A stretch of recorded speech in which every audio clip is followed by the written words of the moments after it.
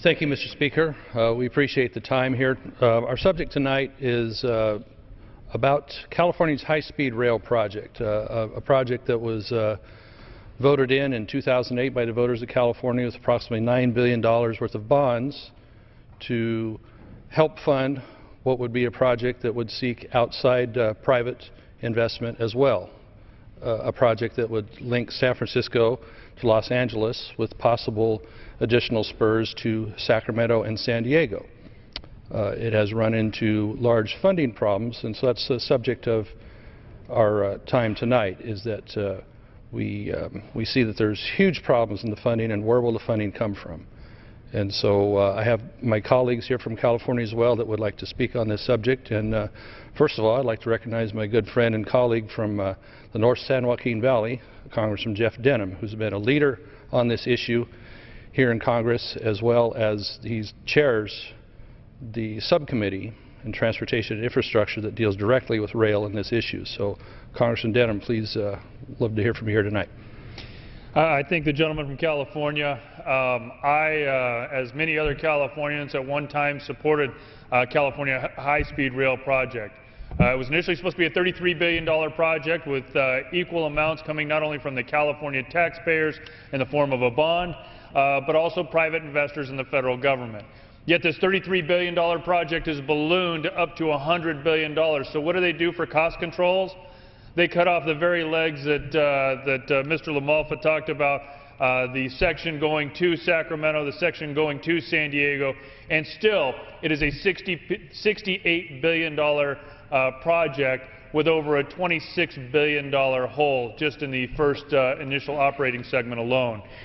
Tomorrow, as chair of the Committee on Rail, we will be discussing a review of the challenges facing California's high-speed rail. I want to reiterate, I believe that high-speed rail is our future. I believe that as a growing economy with more trucks and goods movement on the road, as more goods movement on rail, that we have to look at alternative opportunities to move people. High-speed rail is one of those opportunities. But in Florida, a project that is being done by private investors will have no ongoing subsidy. They need no federal dollars. Texas will have its own high-speed rail system, again with private dollars, no ongoing subsidy. But yet here in California, you have a $68 billion project with no private investor, with huge subsidies and overruns, and a project that cannot even get out of the initial gate. So where we are today, California has no money to meet its federal obligation. In November the 14th, we had a court decision that came back and said that they cannot spend the $9.95 billion that was approved by voters because they have failed to complete a full business plan. So with no dollars available, the governor came out this week and said that we're going to have $250 million used by cap-and-trade dollars. Cap-and-trade dollars that were supposed to be used for an environmentally friendly project, yet this project is going to be a net polluter for at least the next 30 years. So how he can come up with the legality of using these cap-and-trade dollars, I think, is in question. But I think the bigger issue is a timing issue. $180 million is due April 1. The Anti-Deficiency Act says that the state has to have its first set of matches, and that 50-50 match is due April 1. Yet the legislature is not even going to vote on this new budget and this theoretical $250 million in funds until at the earliest late June. California budgets usually come in August. And I think it's a real question on whether liberals and conservatives can agree on whether or not this money, this environmental money, will be used on high-speed rail. But specifically on the operating segment itself, the judges said that not only do they need to come up with the money on this initial construction segment, which stops in Bakersfield, so now we're going to have two sets of rail that stop in Bakersfield, and then you have to get on a bus to get across the Tehachapi's. But they don't even have the funding for the initial operating segment, which goes all the way to Palmdale. You won't be able to get the speeds that they need going around instead of through the Tehachapi's, and they have a $20 billion funding gap in that first segment. So some real questions. Are they going to meet the timeline of April 1? is the cap and trade dollars actually legal? And third, this huge funding gap, where does that money come from? And I think the federal taxpayers across the nation need to be asking the question that if you're going to subsidize all of California's high-speed rail project, where does that the matching dollars come from? If they could use the $9.95 billion, it's still not enough money.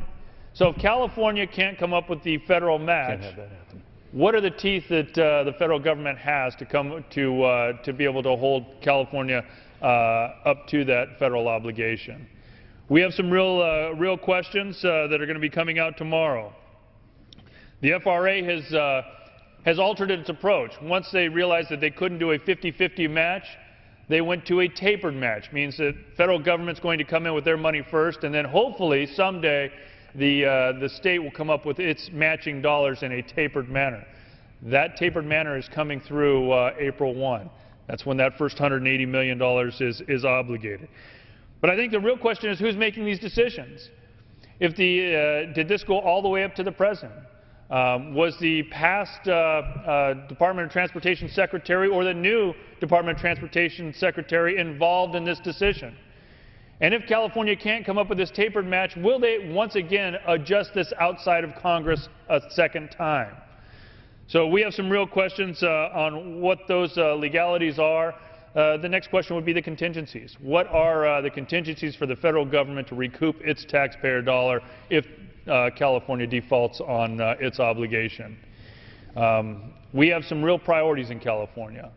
And as the Central Valley continues to suffer with a drought, as our schools continue to lag behind, as our public safety dollars continue to get robbed, is this the best use of our money?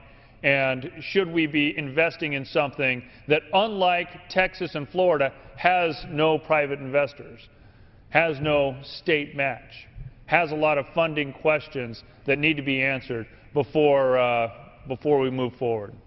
And with that, I yield back to the gentleman from California.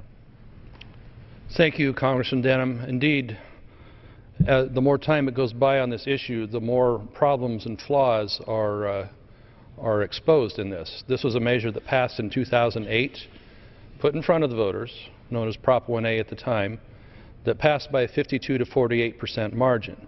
I think the voters were sold something completely different than what we're actually seeing as Californians in the project. Congressman Denham mentioned the prices ballooned from approximately what people saw on the ballot of $33 billion for that initial San Francisco to LA segment. Just 1 year later, it was revised up after the voters had voted on it to $42 billion. And then we saw that the Sacramento segment, the San Diego segments were dropped off as even options. Interestingly, we've all been in the state legislature, Congressman Denham, myself, and another gentleman will be speaking here in a moment, and we saw these numbers go past us at the time. And at a hearing that was held in the California State Senate in November of 2011, it was finally exposed that their numbers were way off, and they admitted that the project that voters expected would be right near $100 billion to do the San Francisco to Los Angeles segment, if it was going to be truly high-speed rail from port to port. And also, during that time, in order to build up and say what an economic boom it would be, they were advertising 1 million jobs would be created by this. We pinned them down in that Senate hearing that it wasn't really 1 million jobs, it was a term called the 1 million job years, which really translates out to perhaps 20,000 jobs of building the entire system. So we've seen a lot of very creative, I would say phony numbers on cost, on benefit, and even some of the very highly optimistic ridership numbers as well.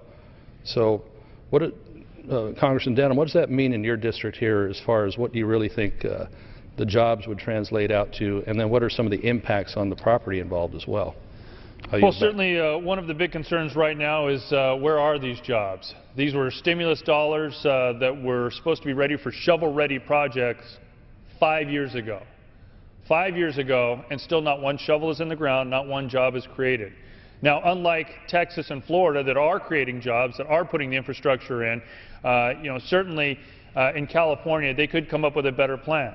They could go along the I-5 corridor. They could use existing rail corridor that has been abandoned. There are other opportunities if they truly want to cut costs.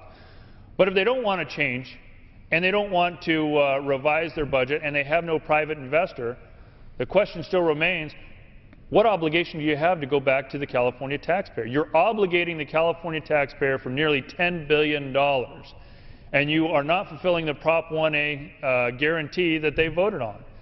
So at a certain point, I believe that we have to force the California High-Speed Rail Authority to go back to the voters and seek approval. Change your plan, go back to the voters, and let the voters decide. Indeed. I attempted that in 2012 with legislation at the time called SB 985 in California to place that back in front of the voters, give people the option, now that they have more information, to say, do they really want to go through this with California's other issues? You mentioned, Mr. Denham, the challenges we've had with water supply. Even our governor is saying that this is a huge priority, a huge problem for California faced in 2014. And yet